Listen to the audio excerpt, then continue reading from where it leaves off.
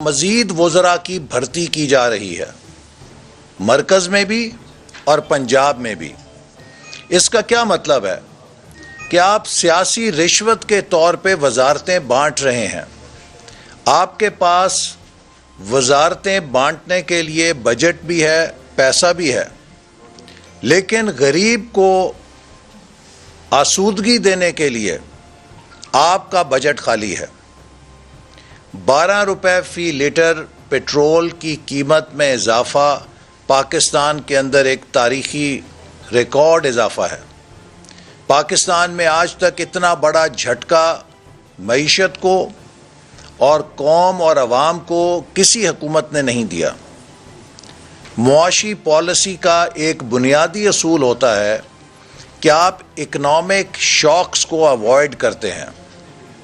معیشت میں جب آپ اتنے بڑے جھٹکے دیتے ہیں تو اس سے تمام پیداواری سائیکل متاثر ہوتا ہے، اس سے کاسٹ آف ڈوئنگ بزنس متاثر ہوتی ہے، اور یہ 12 روپے پیٹرول میں اضافہ عوام کے لیے اور غریبوں کے لیے ایک ایسی مہنگائی کی لہر لے کر آئے گا کہ جس کا کوئی آج شاید اندازہ نہیں لگا سکتا، لیکن اگلے 4 سے 6 ماہ کے اندر جب اس کے پورے اثرات نیچے تک پہنچیں گے تو عوام کے لیے ناممکن ہو جائے گا کہ وہ مزید اپنی آمدن میں کسی طرح گزارا کر سکیں۔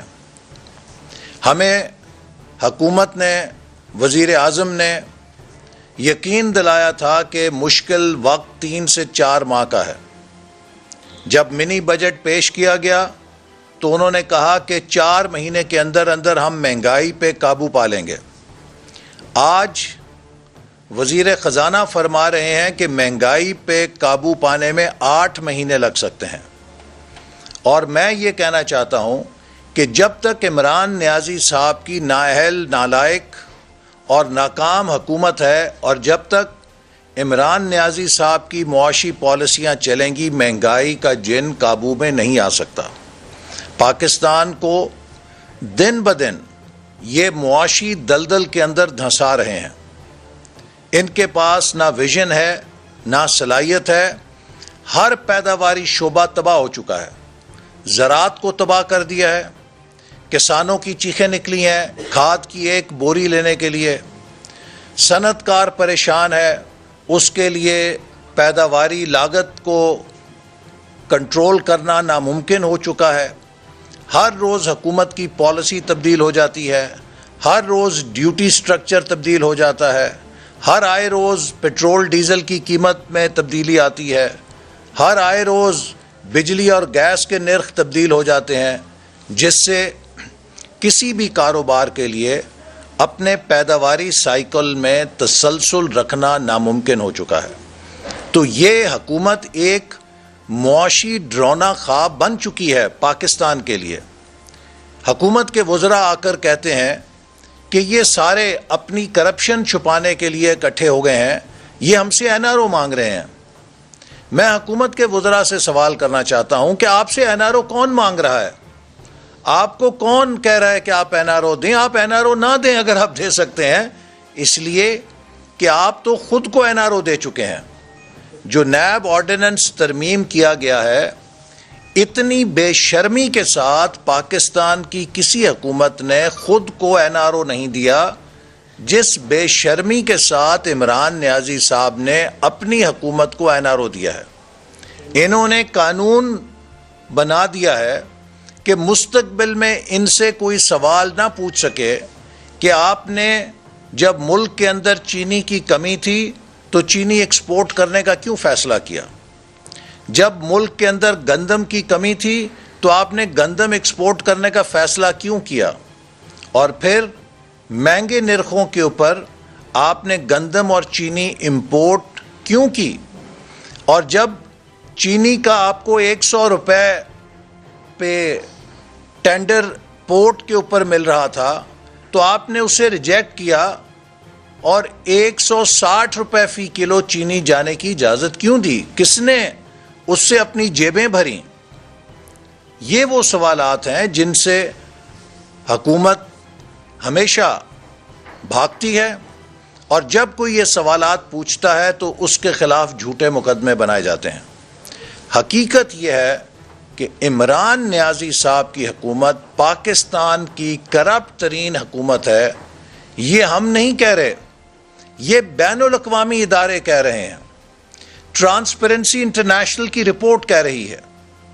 کسی حکومت نے پاکستان میں ہی نہیں دنیا میں ایک سال میں 16 درجے تنزلی نہیں کی کرپشن کی انڈیکس پہ، جو عمران نیازی صاحب کی حکومت کو کارنامہ انجام دینے کا موقع ملا ہے۔ ایک ایسی حکومت جس کے ہر روز اسکینڈل آ رہے ہیں، جس کی کرپشن کی قیمت ایک عام آدمی دے رہا ہے۔ مسلم لیگ نون کے حکومت کے دور میں عام آدمی کو چینی 54 روپے کلو ملتی تھی، 5 سال 52 روپے کلو ملتی رہی، ہم چور ٹھہرے۔ اور جو 160 روپے پہ آج غریبوں کو چینی دیتے ہیں وہ ایماندار ٹھہرے۔ ہمارے دور میں کسان کو 2400 روپے پہ ڈی اے پی کی کھاد ملتی تھی، 5 سال ملتی تھی۔ ان کے دور میں 9500 روپے کی وہ بوری ملتی ہے، تو یہ ایماندار ہے؟ یہ قوم کے لیے بڑی مہنگی ایمانداری ہے۔ ایمانداری تو سستی ہونی چاہیے، یہاں پہ میں ایمانداری مہنگی پڑ رہی ہے، مہنگی ترین پڑ رہی ہے۔ ہر چیز کی قیمت آسمانوں کو جا رہی ہے۔ روپیہ جو ہے وہ ہر روز لڑک رہا ہے۔ وہ وزیر اعظم جو کہتا تھا کہ جب روپیہ لڑکتا ہے تو وزیر اعظم کرپٹ ہوتا ہے، جب بجلی مہنگی ہوتی تھی تو کہتا تھا کہ بجلی مہنگی ہو، گیس مہنگی ہو تو وزیر اعظم کرپٹ ہے۔ تو اب تو پاکستان میں پٹرول، ڈیزل، بجلی، گیس جتنا مہنگا ہو چکے ہیں، تاریخ میں کبھی اتنی مہنگائی نہیں ہوئی۔ تو اس کا مطلب یہ ہے کہ آپ تاریخی طور پہ سب سے زیادہ کرپٹ حکومت ہیں، آپ کے اپنے لفظوں میں۔ تو لہٰذا ہمیں نہ سنائیں کرپشن کا الف لیلا کی کہانی۔ پچھلے 3.5 سالوں سے ہم ان کے احتساب کا سامنا کر رہے ہیں۔ میں نے کئی دفعہ کہا ہے، میں ایک بار پھر کہتا ہوں حکومت کے ترجمانوں کو کہ ہم نے الحمدللہ 350 ارب روپیہ 350 ارب روپے کے قریب ڈیولپمنٹ پہ خرچ کیا ہے۔ جاؤ اس میں سے 32 روپے کی کرپشن ذاتی فائدہ ثابت کرو۔ جس وزیر کو نمبر 1 انعام دیا ہے، کیا اس کو جھوٹے الزامات پہ انعام دیا گیا ہے؟ غریب آدمی کے لیے تو اس نے عام آدمی کے لیے تو 3 گنا موٹر وے مہنگی کر دی ہے۔ تو انعام کس بات کا دیا گیا ہے؟ اس لیے کہ اس نے ملتان سکھر موٹر وے جو سی پیک کا فلیگ شپ پروجیکٹ ہے، اس پہ جھوٹے الزام لگا کے چین کی کردار کشی کی، اپوزیشن کی ہماری کردار کشی کی۔ کیا اس کے اوپر اس کو نمبر 1 وزیر بنایا ہے؟ میں پوچھنا چاہتا ہوں، 2 سال پہلے حکومت کے سٹار وزیر نے الزام لگایا تھا کہ ملتان سکھر موٹر وے میں 70 ارب روپیہ کمیشن اور کیک بیک میں نے وصول کی ہے۔ ملتان سکھر موٹر وے کا منصوبہ پاکستان نے نہیں بنایا، چین کی حکومت نے براہ راست اپنے کانٹریکٹر سے بنوایا ہے۔ تو اگر 70 ارب روپیہ حکومت کے وزیر کے بقول میں نے وصول کیا ہے تو مجھے چین کی حکومت نے رشوت دی ہے۔ تو کیا اس حکومت نے چین کے صدر سے، کیا وزیر اعظم نے چین کے صدر سے شکایت کی ہے کہ سی پیک منصوبوں میں 70 ارب روپے کا کمیشن اور کک بیک پچھلی حکومت کے وزیروں نے کھایا ہے؟ آپ اس کی تحقیقات کریں۔ آپ چین میں جاتے ہیں تو سی پیک کی شفافیت کے قصیدے پڑھتے ہیں، اور پاکستان میں آتے ہیں تو جھوٹے الزامات لگانے شروع کر دیتے ہیں۔ اتنی آپ کی کہانی ہے۔ شہباز شریف صاحب کے خلاف روزانہ آپ جو الزامات عائد کرتے ہیں، یہ سارے الزامات کا ٹوکرا برطانیہ کی نیشنل کرائم ایجنسی کو آپ نے پیش کیا تھا، اور آپ کے یہ تمام الزامات کا ٹوکرا نیشنل کرائم ایجنسی نے ردی کی ٹوکری میں پھینک دیا۔ سوال یہ ہے کہ آپ لوگوں پر الزام لگانے سے پہلے ذرا اپنی فورن فنڈنگ کیس کا جائزہ لیں، اپنے گریبان میں جھانکیں۔ کمپیوٹر آپریٹر کے نام پہ کس نے کروڑوں روپے منگوائے؟ دفتر کا نائب قاصد جو ہے اس کے نام پہ کس نے کروڑوں روپے منگوائے؟ فورن فنڈنگ کے اندر کس نے کروڑوں روپے کا گھپلا کیا؟ آج تک آپ اس کا جواب نہیں دے پا رہے۔ آج تک عمران نیازی صاحب آپ اپنے غیر ملکی تحفوں کا حساب نہیں دے رہے۔ اگر آپ اتنے ایماندار ہیں تو قوم کو بتا دیں کہ آپ نے کیا کیا اور کون کون سے غیر ملکی تحفے وصول کیے ہیں۔ آپ سے تو یہ بھی نہیں پوچھا جا رہا کہ کس نے دیا ہے، صرف یہ پوچھا جا رہا ہے کہ آپ یہ فرما دیجئے کہ آپ نے کیا کیا غیر ملکی تحفے وصول کیے ہیں۔ آپ یہ فہرست بھی دینے سے گھبرا رہے ہیں چونکہ آپ اس میں بھی گھپلا کر چکے ہیں۔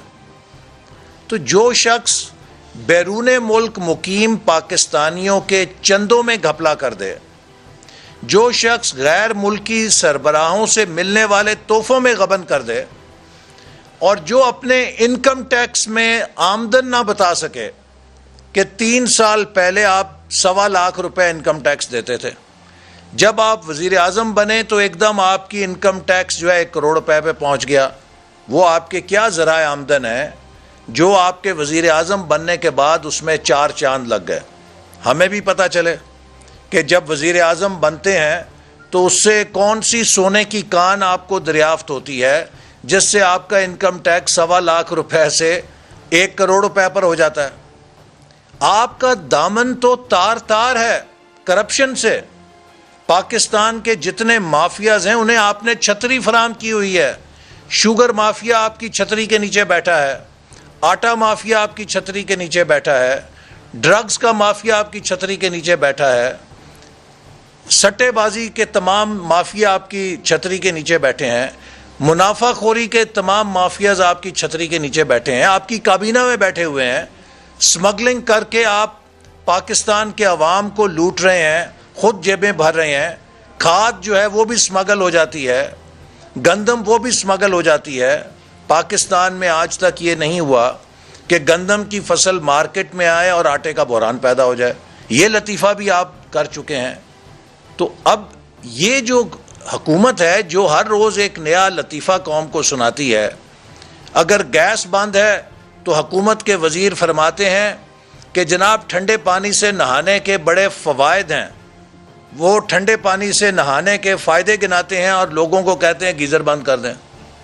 اگر پیٹرول مہنگا ہوتا ہے تو حکومت کے وزیر مشورہ دیتے ہیں کہ جناب پیٹرول بند کریں، سائیکل پہ سواری کریں، آپ کی صحت اچھی رہے گی، لیکن اپنی گاڑیاں نہیں چھوڑتے چونکہ اس میں مفت کا پیٹرول ڈلتا ہے۔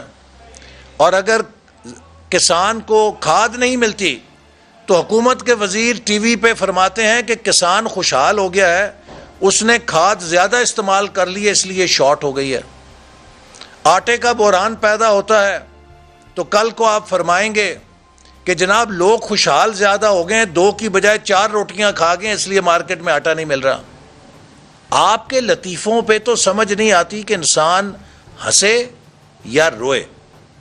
یہ پاکستان کی بدقسمتی ہے کہ 2022 میں ایک ایٹمی طاقت کے اوپر ایسی ناسمجھ، ایک ایسی نااہل اور ایک ایسی نالائق حکومت مسلط ہے۔ حقیقت یہ ہے کہ پاکستان آج ایک نہایت ہی بحرانوں سے بھرے ہوئے دور سے گزر رہا ہے۔ آپ نے معیشت کا بیڑا غرق کر دیا ہے، آپ سیکیورٹی کی صورتحال کو خراب کر رہے ہیں، آپ نے خارجہ میدان میں ملک کو تنہا کر دیا ہے۔ اب جبکہ پاکستان میں ضرورت اس بات کی ہے کہ قوم کو جوڑا جائے، قوم میں یکجہتی پیدا کی جائے، قوم کو متحد کیا جائے، آپ اس قوم کے اندر مسلسل نفرت، زہر کے بیج بو کے انتشار پیدا کر رہے ہیں۔ آپ ہر روز پولرائزیشن بڑھا رہے ہیں، تو کیا آپ ملک دوستی کر رہے ہیں یا ملک دشمنی کر رہے ہیں؟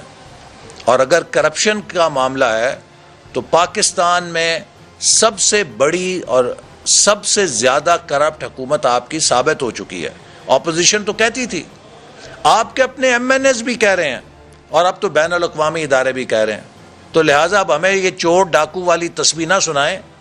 قوم اس چور ڈاکو کی تسبیح کو سن سن کے کان پک گئے ہیں. قوم جاننا چاہتی ہے کہ آج اس کی روٹی کیوں مہنگی ہو گئی ہے. قوم جاننا چاہتی ہے کہ اس کی بجلی گیس کیوں مہنگی ہو گئی ہے. قوم جاننا چاہتی ہے کہ اس کے بچوں کے لیے دودھ کیوں مہنگا ہو گیا ہے. قوم جاننا چاہتی ہے کہ اس کے ماں باپ کے لیے دوائیاں کیوں مہنگی ہو کے اس کے قابو سے باہر ہو گئی ہیں. قوم یہ جاننا چاہتی ہے کہ آج کیوں کسان کھاد کی بوری کے لیے در بدر پھر رہا ہے. قوم یہ جاننا چاہتی ہے کہ فیکٹریوں میں گھروں میں گیس کیوں نہیں آ رہی. ہم نے لوڈ شیڈنگ ختم کر دی تھی گیس کی اور بجلی کی. آج قوم جاننا چاہتی ہے کہ قومی اداروں کا خسارہ 3 گنا کیوں بڑھ چکا ہے. آپ بتائیے کہ وہ قومی ادارے, چاہے وہ پی آئی اے ہے, چاہے وہ ریلوے ہے, چاہے وہ سٹیل مل ہے, ان کا خسارہ آپ کے دور میں 3 گنا کیوں بڑھ چکا ہے. ہر طرف سے آپ نے قوم کو تباہی کے کنارے پہ لا کے کھڑا کر دیا, اور آپ کے انڈر 19 ٹیم آ جاتی ہے ٹی وی کے اوپر, وہ بھی چور ہے, وہ بھی ڈاکو ہے, وہ بھی چور ہے, وہ بھی ڈاکو ہے, وہ غدار ہے, وہ کافر ہے. ان سے اب کام نہیں چلے گا انشاءاللہ تعالی. اب یہ ملک اس عذاب سے نکلنے کی طرف جا رہا ہے, اور میں امید کرتا ہوں کہ پی ٹی آئی کے اندر ہر وہ شخص جو پاکستان کا اور عوام کا درد رکھتا ہے, اور حکومت کی حلیف جماعتیں اگر وہ پاکستان کے عوام کا درد محسوس کر رہی ہیں, میں حکومت کی حلیف جماعتوں سے ضرور کہوں گا کہ کیا آپ کو پاکستانی عوام کی چیخیں سنائی دے رہی ہیں؟ کیا آپ کو پاکستانی عوام کا درد محسوس ہو رہا ہے؟ یا آپ کے وزارت کے دفتر کے ٹھنڈے اور گرم کمرے اتنے پر آسائش ہیں کہ ان کی کھڑکیوں سے عوام کی چیخیں اور عوام کا درد آپ تک نہیں پہنچ رہا؟ حکومت کی حلیف جماعتوں نے یہ فیصلہ کرنا ہے کہ کیا وہ پاکستان کے عوام کے ساتھ ہیں یا اس نالائق اور نااہل حکومت کے ساتھ ہیں. اور اب جو آپ کے خلاف بات کرتا ہے آپ اس پہ کریک ڈاؤن کرتے ہیں, اور آپ پاکستان کو ایک ہٹلر والی ریاست بنانا چاہ رہے ہیں. ریاست مدینہ تو ایک بڑا مقدس نام ہے. آپ تو ہٹلر کے پیرو ہیں, آپ تو ہٹلر کے فالوور ہیں. آپ پاکستان کو ہٹلر کی ریاست بنانا چاہتے ہیں, ہم اس کی اجازت نہیں دیں گے.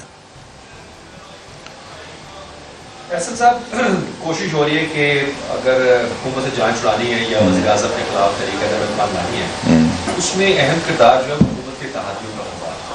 اور کیا کوئی کامیابی ابھی تک ہوئی ہے, پیش رفت کہاں تک پہنچی ہے, کوئی یقین دہانی کرائی گئی ہے تعلیم؟ دیکھیے, میں سمجھتا ہوں کہ اس وقت قومی اسمبلی کے اندر حکومت کے اتحادیوں کے علاوہ خود پی ٹی آئی کے اندر بھی ایک طبقہ موجود ہے جو محسوس کر رہا ہے کہ وقت آ رہا ہے کہ اس نے فیصلہ کرنا ہے کہ وہ آنکھیں بند کر کے اس حکومت کے ساتھ کھڑا رہے یا ملک اور قوم کے لیے وہ اپنا کردار ادا کرے. اور جب اپوزیشن تحریک عدم اعتماد پیش کرے گی تو مجھے یقین ہے انشاءاللہ تعالی وہ کامیاب ہوگی, چونکہ پاکستان کی ریاست نے اس بند گلی سے نکلنا ہے. عمران نیازی پاکستان کو ایک بند گلی میں لے آئے ہیں. اس بند گلی میں عمران نیازی تو بند ہو سکتے ہیں, لیکن پاکستانی ریاست بند گلی میں بند نہیں ہو سکتی. اس نے آگے چلنا ہے, اس نے ترقی کرنی ہے, اس نے عوام کو خوشحالی دینی ہے. لہٰذا اب پاکستان کا مستقبل, پاکستان کی ترقی اور عمران خان ایک دوسرے کی ضد بن گئے ہیں. اور جب کوئی شخص پارٹ آف سلوشن کی بجائے پارٹ آف پرابلم بن جائے تو پھر سسٹم اسے فلش آؤٹ کر دیتا ہے. یہ بات امٹیریل ہے کہ وہ نو کانفیڈنس سے جائیں گے یا احتجاجی تحریک سے جائیں گے. میرا خیال ہے کہ اب عمران نیازی پاکستان کی معیشت, پاکستان کی سفارتکاری اور پاکستان کے داخلی اتحاد کے لیے ایک بوجھ بن چکے ہیں, ایک باٹل نیک بن گئے ہیں, اور یہ باٹل نیک دور ہوگی. یہ بتائیے گا کہ 2 دن پہلے پیپلز پارٹی کی طرف سے ایک شیڈول دیا گیا جو انہوں نے 27 فروری کو لانگ مارچ کا اعلان کیا. انہوں نے کہا جی کہ وہ 10 دن میں اسلام آباد پہنچے گا اور اسلام آباد پہنچ کے بلاول بھٹو زرداری جو ہے وہ تحریک عدم اعتماد کی تعریف دیں گے. اب یہ تحریک عدم اعتماد کی تعریف کون دے گا؟ کسی مشاورت سے ہونی ہے، بلاول بھٹو نے دینی ہے.